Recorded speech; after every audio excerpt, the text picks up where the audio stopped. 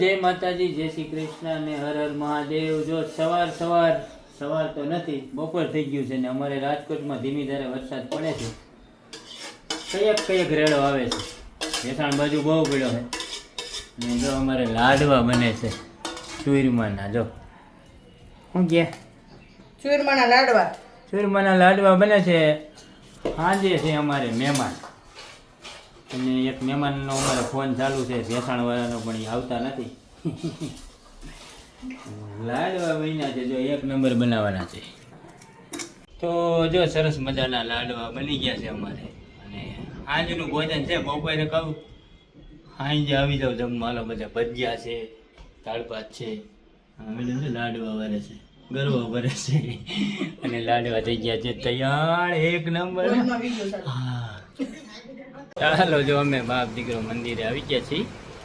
અંદર બને છે અમારે જો ચા, અમારે જમન બાબા, અને અમારે કારીગર તો શાક બનાવે છે। હા જયેશભાઈ, ચણાનું શાક। ચંદુલાલ કેવું બન્યું? ટણાટણ ને અને જો ઢેપલા છે ભાઈ, ઘટે જો કાંઈ ઘટે। હાલો, જમન બાપા કે કાંઈ ન ઘટે, અને વરસાદ આવે છે એ ઘટે છે।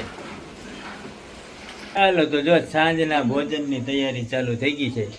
લાડવા તો બપોરે બની ગયા હતા, અને અત્યારે જો બને છે જો બટેટા વડા છે, બંટા હો વાલા બંટા છે, અને લોટ બંધાઈ રહ્યો છે ને અમારે મેડમ બનાવે છે। શું કહે? મજા, મહેમાન આવે છે, અમારા વેવાણ આવે છે ને જો ફુલવડાની તૈયારી થઈ ગઈ છે। ચાલુ થઈ ગયો હોય ને જેવો તેવો, એટલે અમારે રાજકોટમાં ડબલ ભાવ થઈ જાય। ધાણાની ફરી 10ની અવળો મોટો પૂરો દેતા ને એની 3 કરતા હતા, કારણ કે ખબર જ છે ઘીરે ભજીયા બનાવવાના। અને અમારે રાજકોટમાં વરસાદ બહુ પડ્યો થાય છે, સારો પડ્યો છે, ધીમી ધારે પડ્યો પણ સારો પડ્યો છે। અને અમારે મેડમ બનાવવા માંડ્યા છે ભજીયા, મહેમાન આવવાની તૈયારીમાં છે। તો ભજીયા બને છે એક નંબર। તો સાંજના ભોજનમાં આજે ભજીયા, ચટણી, બંટા, છાશ અને ચૂરમાના લાડવા, એટલી વસ્તુ છે। તો ચાલો બધા આજે આવી જજો જમવા। જેમાં પેલા આમંત્રણ આપીશું, પછી કેતા ને કીધું નહીં, પછી કમેન્ટમાં ગાયરું લખ્યું એના કરતા પેલા કહી દેવું સારું કે ભાઈ આવી જાવ। બપોરે કીધું હતું હાંજે લાડવા છે આવી જઈજો, તો જો બની ગયું છે। અમારે જો છોટું ભાઈ આવી ગયા છે, મહેમાન છે નાના એવા। બોલો હાલો જમવા છે। શું બનાવ્યું? ભજીયા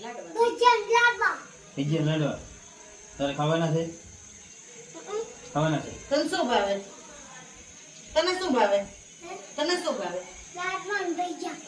લાડવા। તો ચાલો, સાંજનું ભોજન તૈયારી, મહેમાન આવવાના છે।